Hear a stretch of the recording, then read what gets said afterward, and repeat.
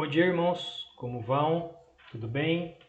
Que hoje seja um domingo abençoado, o Dia das Mães. Que todas as mães que estejam assistindo a nossa escola bíblica dominical de hoje sejam grandemente abençoadas. Como é uma tarefa árdua ser mãe, como é uma tarefa árdua mãe ensinando seus filhos como a primeira educadora dos seus filhos.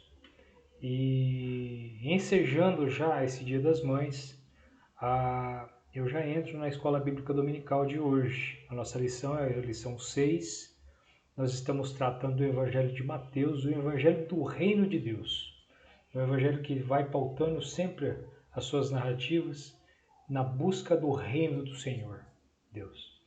E o título da escola bíblica dominical de hoje, da escola bíblica dominical número 6, é a forma de Jesus ensinar. O texto básico para o estudo é Mateus 12, capítulo 12, Mateus capítulo 13. O texto áureo é o versículo 28 do capítulo 12 de Mateus, que diz o seguinte: Mas, se é pelo Espírito de Deus que eu expulso demônios, logo é chegado a vós o reino de Deus. Jesus, ele, por si só, na sua trajetória, e que é narrada por Mateus, ele é um educador, ele é um mestre. Ele era considerado mestre e é considerado até hoje para nós um mestre. E a sua didática era impressionante, sua didática era extremamente valiosa, principalmente naquela época. Nós estamos falando de uma região que naquela época era uma região pobre, a região de Nazaré, uma região muito pobre, no qual naquela época a população dificilmente era alfabetizada, poucos eram alfabetizados. Então o nível educacional daquela população era extremamente baixo. Nós não podemos nunca comparar aquele tempo, aquela era, com os tempos de hoje. Hoje nós temos escolas disponíveis, hoje nós temos mídia social, mídia digital a nosso favor para a nossa educação. Hoje nós temos meios de comunicação que constroem o conhecimento para nós, tanto para o bem como para o mal. Naquela época você não tinha nada disso. Naquela época você tinha poucas pessoas alfabetizadas, uns e outros somente. E nesse cenário, nesse contexto, Jesus está lá, necessitando, sabendo da sua tarefa de passar a palavra de Deus, passar a semente do reino de Deus ao coração daquelas pessoas que não tinham acesso a nenhum tipo de informação sequer. E a forma que Jesus encontrou, principalmente via parábolas, uma forma extremamente didática, muito utilizada até nos dias de hoje por professores e mestres. E ele marcou aquele período. Ele marcou aquela população com essa forma. Da mesma forma que muitos de nós frequentamos escolas e a gente lembra de certos professores que passaram por nossa vida com uma saudade gostosa. A gente lembra como eles foram úteis na nossa vida, como eles marcaram o nosso entendimento sobre determinados assuntos. E esses mestres a gente lembra com muito carinho, com muito amor, com muita saudade. E Jesus foi um deles naquela época. Ele realmente marcou aquela população. Ele dizia coisas que o sistema religioso da época estava longe de dizer isso. Nós estamos falando de um sistema religioso extremamente legalista, fariseus, saduceus que eram extremamente legalistas e que acreditavam apenas na lei, no cumprimento da lei, da moralidade que existia na lei naquele momento. Mas não traziam nada além disso, como por exemplo o próprio reino de Deus, como própria misericórdia. Aí a gente já entra no capítulo 12, numa controvérsia que houve entre o próprio Jesus e os fariseus. Era sábado e os fariseus vendo os apóstolos e discípulos de Jesus colhendo espigas de milho, espigas de trigo, para comer, para se alimentar, eles questionaram. Colocaram Jesus na parede. Mas, mestre, é lícito fazer isso no sábado?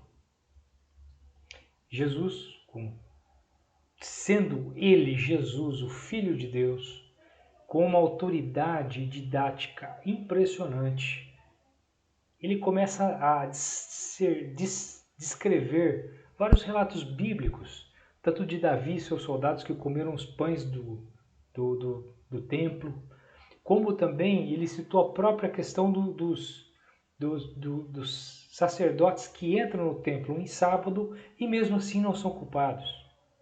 O que Jesus começa a colocar para os sacerdotes daquela época é guardar o sábado, para eles era lei ou graça.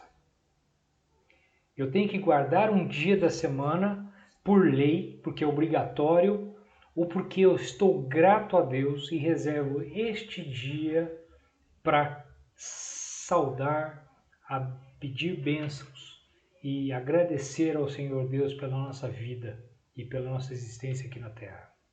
Qual que é o objetivo de fato de nós hoje, no século XXI, guardarmos o nosso domingo? É porque nós somos obrigados a fazer isso? Existe uma lei que nos obriga? Ou por amor? Ou nós fazemos isso porque a gente sabe que o domingo é o dia do Senhor? Jesus está falando isso naquela época, há mais de 2000 anos atrás, na mesma situação, no mesmo contexto. Guardar o sábado é lei ou graça. E aí Jesus continua essa trajetória, ele acaba se defrontando com uma pessoa com a mão mirrada, e ele, para mostrar que ele é filho de Deus e para mostrar essa incoerência de guardar o sábado apenas pela lei, ele cura aquela pessoa de mão mirrada.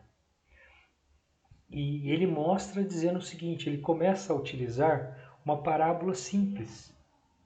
Como pode uma pessoa, ele começa a dizer, naquela época você tinha pessoas que eram pastores de ovelhas, que eram criadores de ovelhas e cabras naquela região. Era uma atividade econômica extremamente, talvez uma das únicas atividades econômicas que existiam naquela época e de forma importante. E ele confronta os fariseus da seguinte forma: se uma pessoa vê uma ovelha caindo num precipício, esse pastor não vai lá e não vai resgatar essa ovelha? Quem dirá um ser humano? Então ele está colocando a seguinte discussão, e está colocando isso em forma de parábolas. Vale mais o sábado pela lei ou pela graça? Eu tenho que obedecer a lei piamente, ou eu obedecerei por graça ao Senhor, por amor ao Senhor e à palavra de Deus? E ele começa a dizer essa contextualização do próprio pastor de ovelhas, que vai lá e resgata a ovelha. Ele não vai deixar aquela ovelha morrer. É patrimônio dele, é investimento dele. E aí ele continuando essa trajetória naquela região e se defronta a um endemoniado surdo-mudo. E ele cura esse endemoniado surdo-mudo.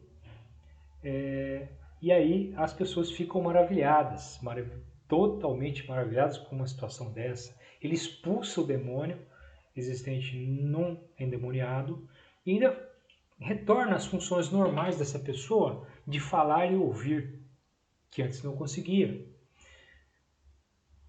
Obviamente isso gerou-se uma controvérsia enorme entre os fariseus, e os fariseus, para se desculpar, começam a falar que ele expulsa por ser representante de Beelzebul, por ser o próprio representante do demônio.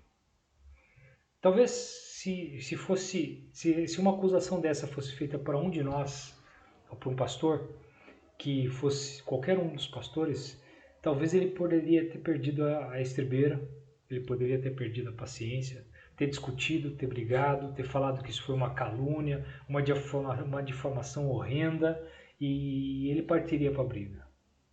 O Senhor Jesus, com sua magnífica sabedoria, sua total ciência do que era, ele simplesmente diz o seguinte: como um exército de demônios pode quebrar a eles mesmos? Como que ele, sendo representante do demônio, poderia quebrar uma atividade de um endemoniado? Não faz sentido algum. É um exército, não quebra a ação do mesmo exército. Não tem sentido.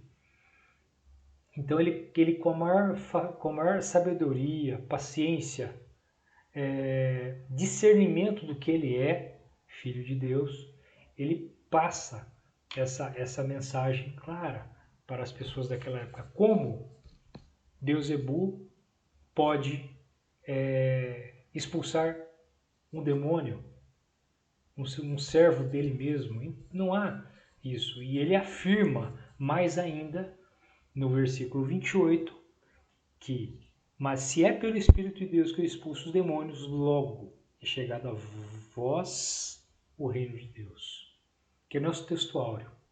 Ou seja, Jesus está mostrando claramente que o que ele faz é fruto do Espírito Santo do Pai Celestial. Ele busca por uma simples palavra de sabedoria, ele mostra a responsabilidade que ele tem para com isso. Que bênção de Deus. E aí, Jesus, ele começa o ensino das parábolas. Ele fica num barquinho, a multidão se aglomera próximo dele e ele começa a ensinar parábolas, muitas parábolas. Ao todo são 7 parábolas que no capítulo 13 ele discorre do versículo 1 ao 58. São 7 parábolas que ele discorre de maneira extremamente frutífera nesse momento.